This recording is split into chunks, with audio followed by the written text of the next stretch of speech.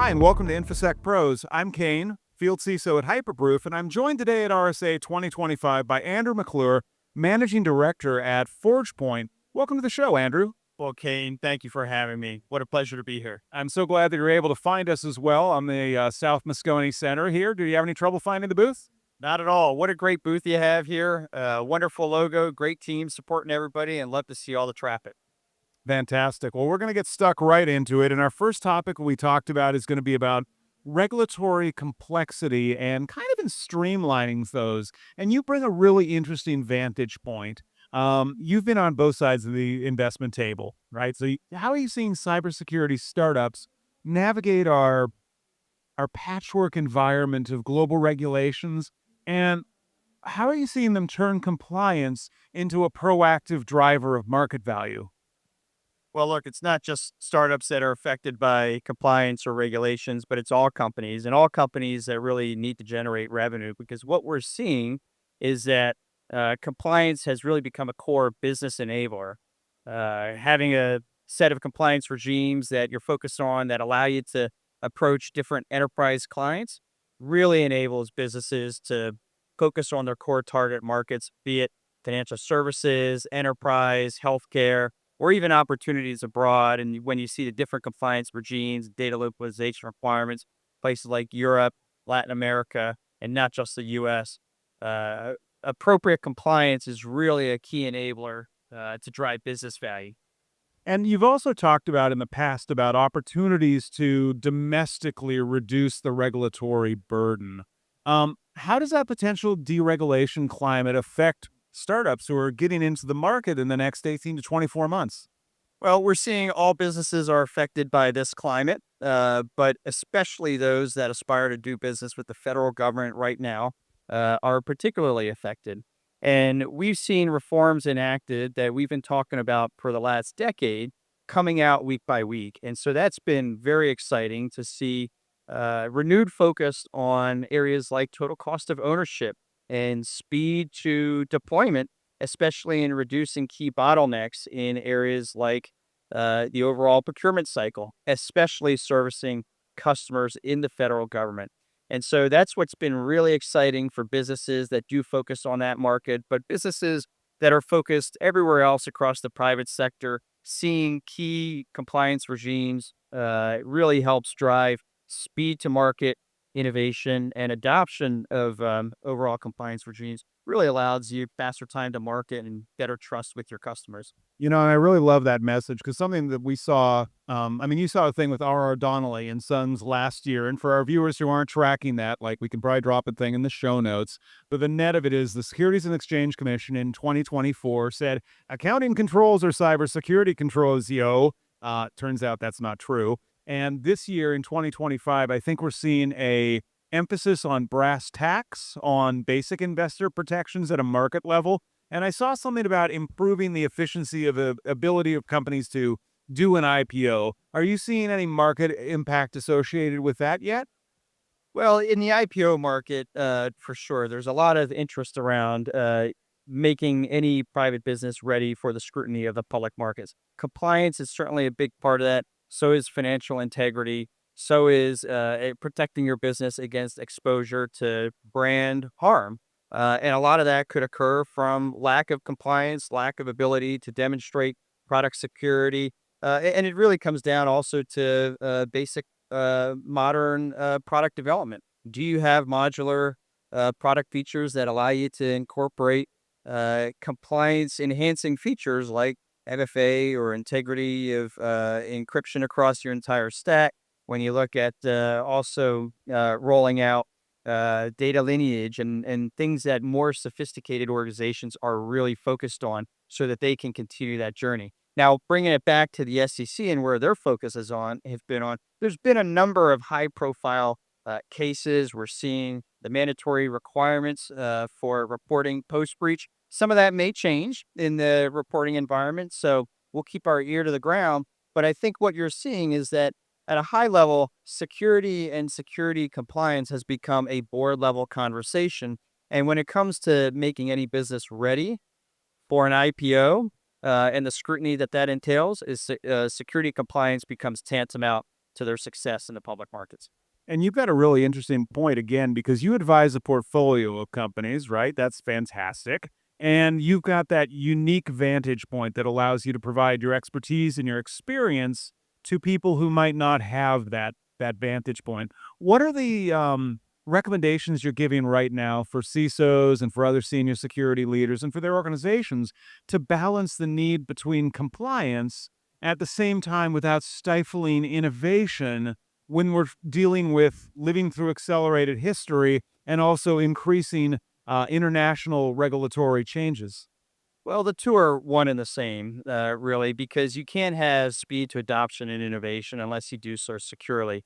Compliance becomes a part of that, but so does the overall capabilities of your security team and how you manage your procurement cycle with new vendors, how you do third party risk.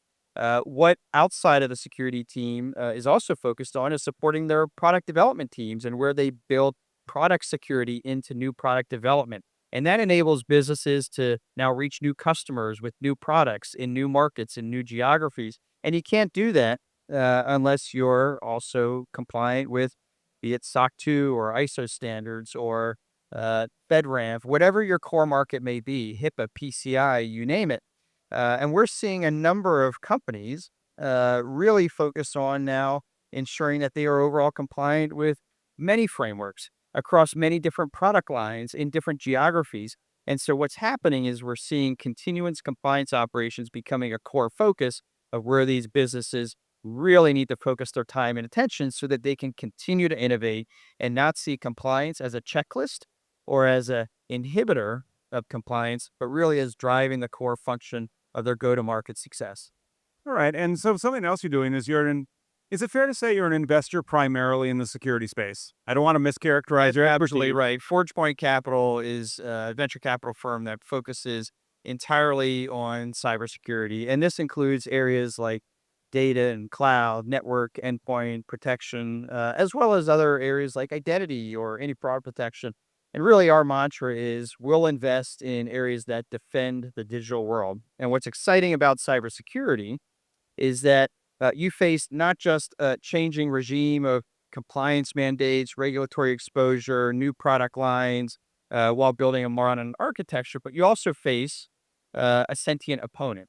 And so while the problem may not change in financial software or accounting or reporting or revenue ops, the problem continually changes in cybersecurity. And you see that with geopolitical risk, and you see that with things like ransomware and fraud and other kinds of risks that now the boards, any board, really has to grapple in order for their businesses to successfully manage the risk and be successful.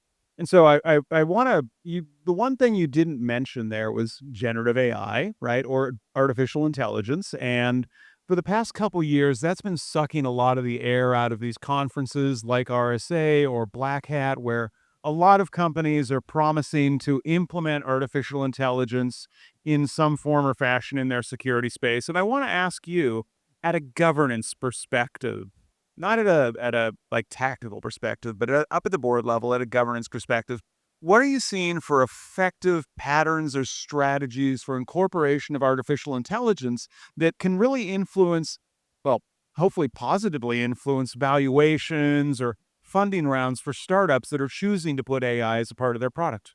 Yeah, that's a great question. You can see it as you walk the showroom floor here. Now, AI is not new. Generative AI, of course, is a modern implementation of that. You're seeing it's all the rage for good reason. You see the adoption, of course, becoming mainstream.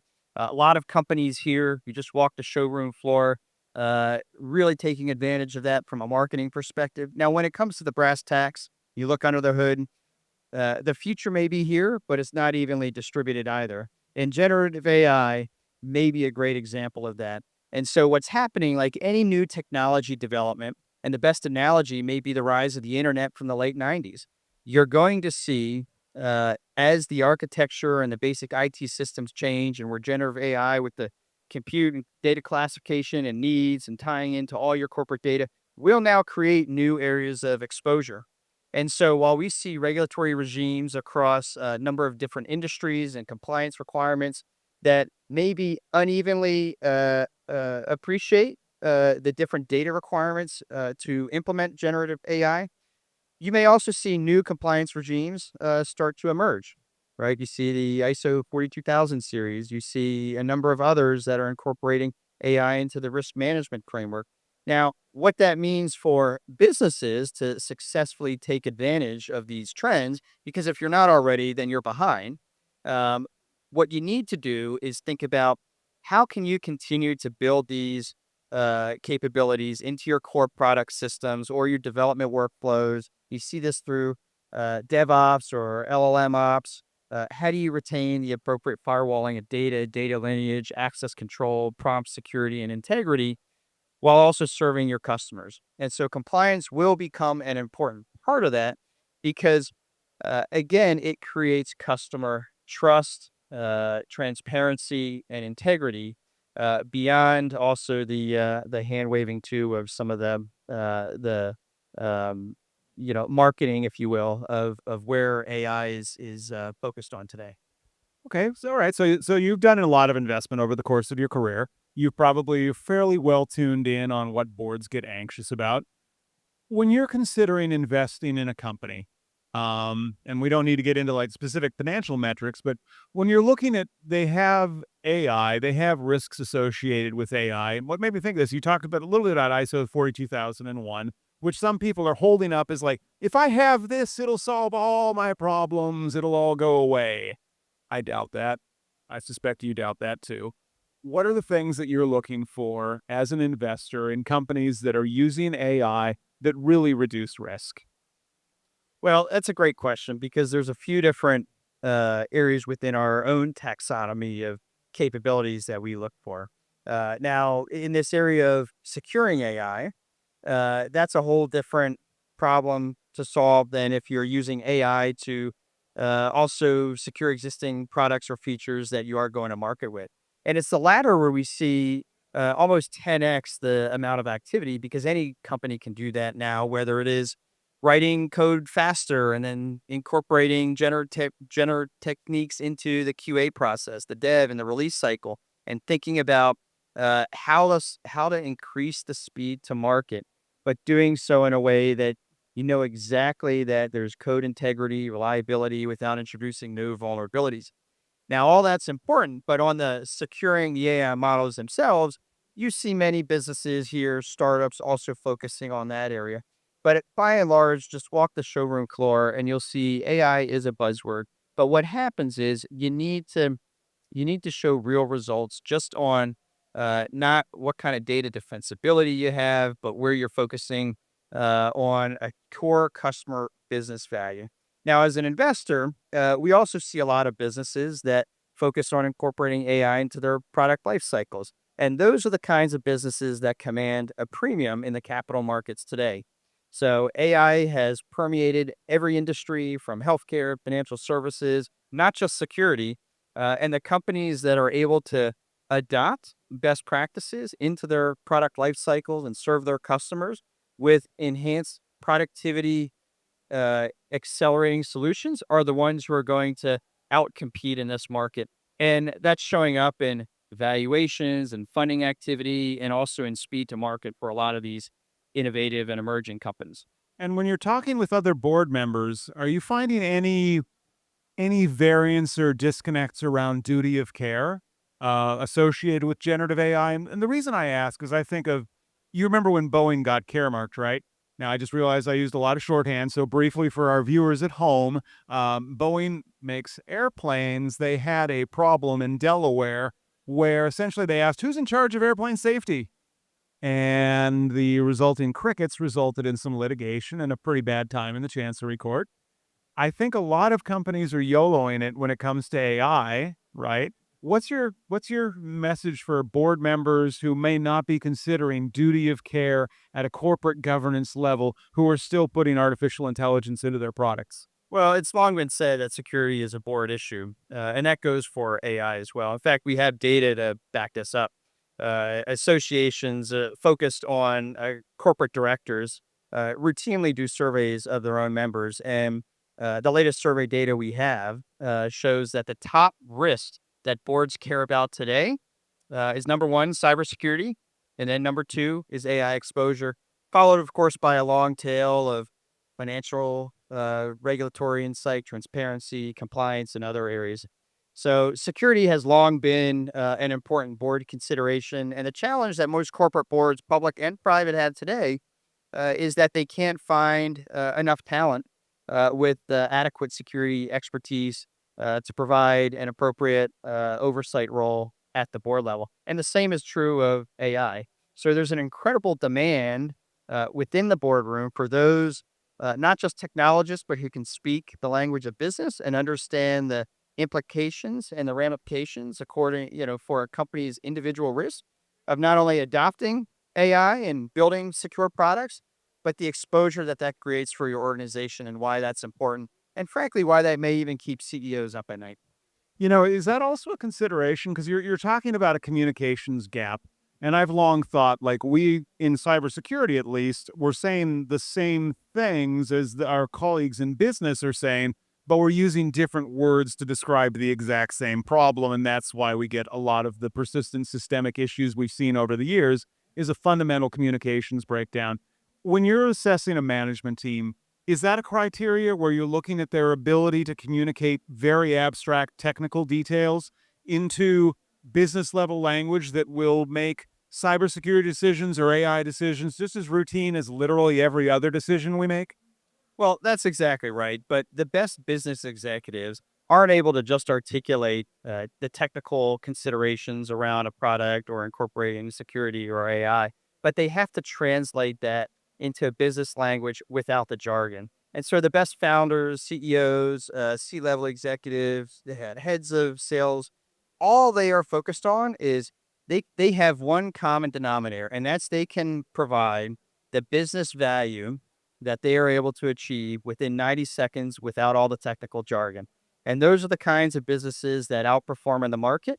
But at the end of the day, there's a beauty in simplicity and translating the narrative and the narrative focus that aligns not just a market perspective behind that, but allows these businesses to focus. And so what that also enables is it enables the go-to-market team to concisely and clearly articulate their product vision and product value. It also translates into better CISO and customer empathy, right? At the end of the day, it's your customers who will make any business successful, and the way in which you serve them and understand their problems and help them find solutions is why we're all in business. And so the best founders, the best companies, the best CEOs are really able to distill incredibly complex topics down to very simple terms that any business leader can understand. All right. I really love that message of simplicity and being able to communicate effectively. I want to have you maybe as a last question dispel a myth or what I think is possibly a myth. And we've seen this marked change in the marketplace now where there are companies that are saying if you just get your SOC 1, oh dear, or you get your SOC 2 type 2, or if you get your FedRAMP or your ISO or your whatever, you're going to get a better valuation. Is there any truth to that at all, where having a magical piece of paper and an associated attestation actually can materially improve how an institutional or an individual investor looks at an organization? Or is that not a material factor at this point? Well, many of those frameworks are table stakes for doing business at the enterprise level, to be frank. And if you want to go in Europe, of course, the ISO series is important. SOC 2 is important if you want to sell into any kind of enterprise, especially in the US. But also financial services. Do you need PCI? Do you need SOX? If you sell to healthcare businesses and that's your focus, do you need HIPAA and how do you contain your data? So at the end of the day, compliance is not just a checklist, but it's what all businesses need to focus on to win and approach customers from day one. So that's why it's where many businesses start and build offer, but it also will allow then down the road entry into new markets. And that's where you see the layering on of different frameworks and different capabilities and why it's so important now to have the ability to crosswalk across different frameworks and then approach the addition of new compliance regimes to demonstrate to customers to build trust and value across your own customer base when you're selling to new customers. I really love that as a kind of as a closing message there. You're talking about being able to articulate succinctly, both in business value, but also having the facts to back it up, to show you actually are walking the talk and you're able to deliver what you promised and to be able to maintain enduring customer trust. Is that fair? And it accelerates the time to close a deal, and that's really important. Love that. Okay. Well, with that, Andrew, I want to thank you for being on the show today. And if you're watching this at home, if you're watching us on YouTube or on LinkedIn and you're like, hey, I know somebody who could be on InfoSec Pros on the road, or maybe you're that person who thinks you should be on InfoSec Pros. Awesome. Love it. DM me, reach out to me on LinkedIn or email me. We love having new guests on the show. With that, Andrew, I really want to thank you for being on the show, sharing your investment perspective. Very different perspective than a lot of our other former guests on the show. And I want to thank our audience for hanging out and listening. Great, Shane. Thank you for having me. Really enjoyed this. Thank you.